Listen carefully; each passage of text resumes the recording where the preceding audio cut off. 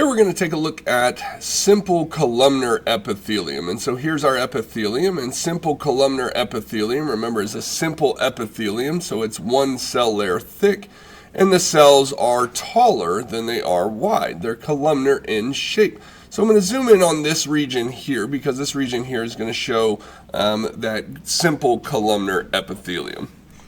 So now that we are zoomed in, we can actually see this is the epithelium here. This is the lumen, or the free area, so that makes this the apical side, or the apical border.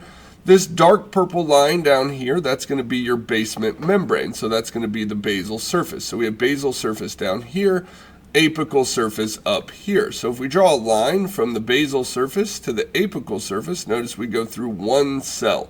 Same over here, we draw a line from the basal surface to the apical surface, we go through one cell. So this is a simple epithelium. Now if we look, it's hard to see where the distinctions between the individual cells are because the cell membranes aren't very defined in this. So what we can do is use the internuclear distance, or the distance between nuclei, as a proxy for cell width. So these cells are about this wide, and they are this tall. So we could imagine the cell membrane is probably about here and probably about here for this cell. So it's this wide and it's this tall. These cells are much wider than much taller than they are wide. So this is a columnar epithelium. So it's one cell layer thick with column-based cells. So this is a simple columnar epithelium. And this is found in the small intestine.